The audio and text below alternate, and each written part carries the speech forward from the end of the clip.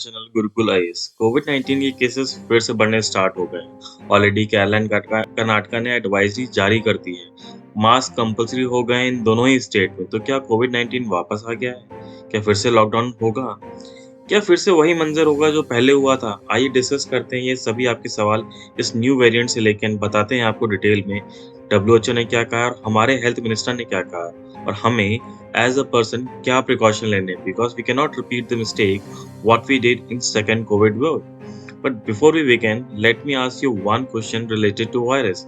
इसका answer video के end में दे दूंगा।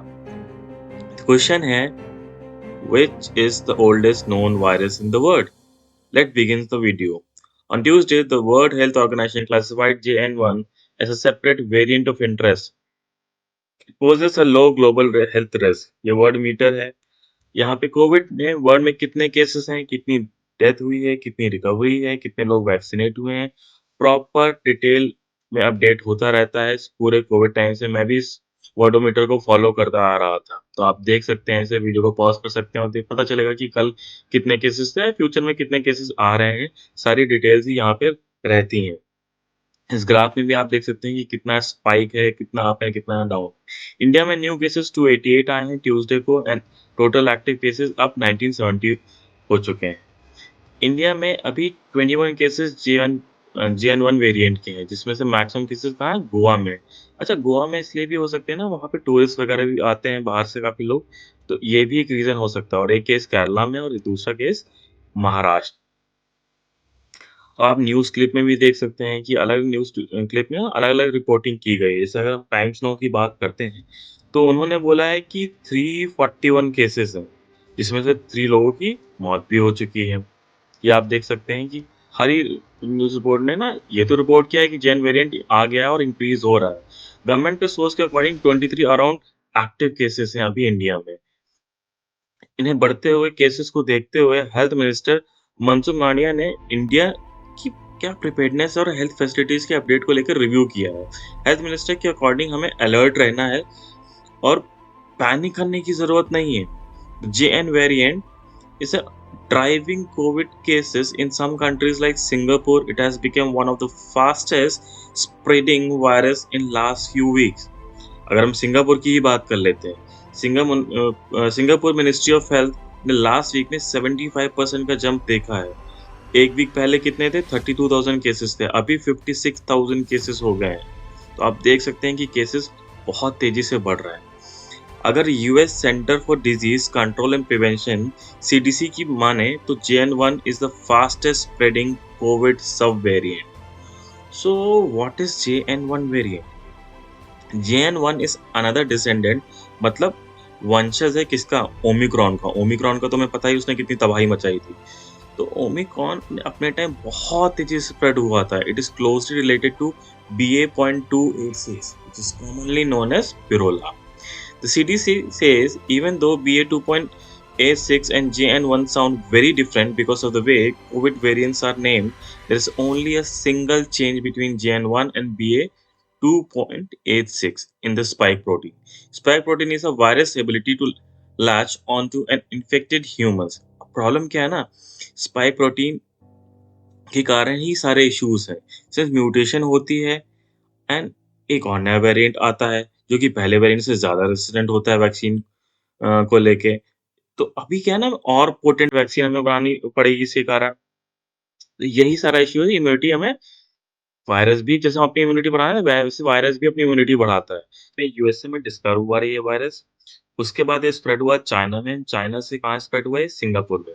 तो ये वायरस अपने वर्ल्ड टूर पे निकल चुका है। अच्छा, what are the symptoms of JN1?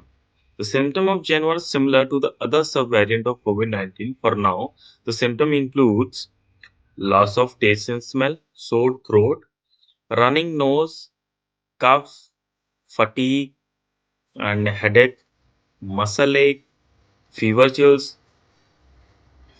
एक रिपोर्ट के अकॉर्डिंग नवंबर में शुरुआत में सिर्फ 1% केसेस थे JN1 वेरिएंट और दिसंबर तक आते-आते इसका परसेंटेज 20% इंक्रीज हो चुका है। तो ये बहुत बड़ा कारण है कि डब्ल्यूएचओ ने इसे वेरिएंट ऑफ इंटरेस्ट घोषित कर दिया है, क्योंकि तेजी से स्प्रेड हो रहा है दुनिया भर में। तो ये वेरिएंट ऑफ इंटरेस्ट क्या है? आइए इसे भी डिस्कस कर लेते हैं। When a virus is called a variant of interest, it means there have been some genetic changes or mutation in the virus. ये सभी चीज वायरस की प्रॉपर्टीज के को अफेक्ट करते हैं। इसके अलावा उसकी सीवियरिटी के भी चांस इंक्रीज हो जाते हैं। उसके बाद होता है वेरिएंट ऑफ कंसर्न। अब दोनों में फर्क देखिए। एक सिंपल लैंग्वेज में बताता हूँ, एक चीज है जिस पे आप इंटरेस्टेड हैं और एक चीज है जिससे के लिए आप कंसर्न हैं। सो इंटरेस्ट वाली चीजें तो आती जाती रहेंगी, बट कंसर्न की बात जहाँ आती है वहां आपका इमीडिएट अटेंशन चाहिए। और ऐसा ही वीओसी यानी कि वेरिएंट ऑफ कंसर्न के साथ भी है, बिकॉज अब वायरस डेडलियर है एंड तेजी से स्प्रेड हो रहा है। हॉस्पिटलाइजेशन का रिस्क भी बढ़ गया है। बॉडी को और स्ट्रॉन्ग एंटीबॉडीज बनानी होंगी इससे निपटने के लिए। इसके अलावा उनका ट्रांसमिशन अक्रॉस कंट्री से इंक्रीज हो गया है, यानी कि अभी ये मल्टीपल कंट्रीज में स्प्रेड हो रहा है। सो अभी JN1 को लेके क्या कंसर्न है? कंसर्न ये भी है, इसका क्लोज रिलेटिव जो पिरोला है वो बहुत तेजी से स्प्रेड हो रहा है और वो लगभग 38 कंट्रीज में ऑलरेडी स्प्रेड हो चुका है। और जो रिपोर्टिंग हुई है GSAID में, वहां पे जो केसेस आए हैं 17% इसी के ही हैं, अपडेटेड डेटा में जो भी है। पर WHO टेक्निकल एडवाइजरी ग्रुप ने कहा है कि both Pirola and JN1 are neutralised by serum, which means vaccine effective है इसके अगेंस्ट। तो मतलब ऐसा नहीं है कि वैक्सीन इसके अगेंस्ट काम ही नहीं करेगी, काम कर रही है। बट हाँ, ऑब्वियस सी बात है, किसी किसी की इम्यूनिटी वीक होती है तो इसके कारण क्या है कि उसकी बॉडी नहीं झेल पाती और उसको मतलब सीवियर केस में डेथ भी हो जाती है। अच्छा, अब तक टोटल केसेस कितने हुए हैं कोरोना वायरस के, क्या आपको पता है? टोटल केसेस 700 मिलियन केस हो चुके हैं कोरोना के। ऑफिशियल डेटा है ये, और अनऑफिशियल तो आपको पता ही 4 से 5 गुना एक्स्ट्रा ही होगा। बट JN1 को लेके WHO ने बोला है कि इस वेरिएंट के कंसर्न तो अभी मतलब घोषित किया गया है, पर precaution is something which is mandatory. इस केस में यूएस में ना 15% से सीधा 29% का जंप आया है केसेस में। तो जो प्रिकॉशंस हैं वो आपको लेने ही पड़ेंगे, और खासकर ना ओल्ड एज लोग को। आप ग्राफ में देख सकते हैं ना कि ओल्ड एज वाले लोग ना ज्यादा वनरेबल हैं, और इसमें 69% ना मेल लोग को इफेक्ट करता है। तो सैनिटाइजर का यूज करना ही है आपने, ग्लव्स पहनने हैं या मास्क तो आपको लगाना ही है। तो अभी वैक्सीनेशन का क्या हाल है दुनिया भर में या इंडिया में, ये भी हम देख लेते हैं।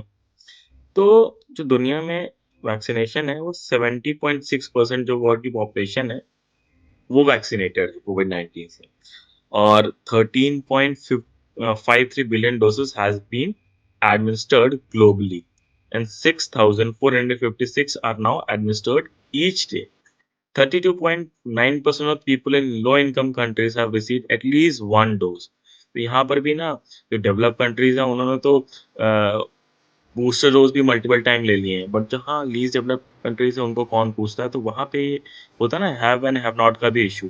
अब इंडिया का डेटा क्या है? इंडिया में जो टोटल वैक्सीनेशन हो चुका है 220 करोड़ लोगों का हो चुका है, और एक्टिव केसेस कितने हैं? 2669, और डिस्चार्ज कितने हो चुके हैं? More than 4 crore. डेथ भी हो चुकी है मोर देन 5 लाख की।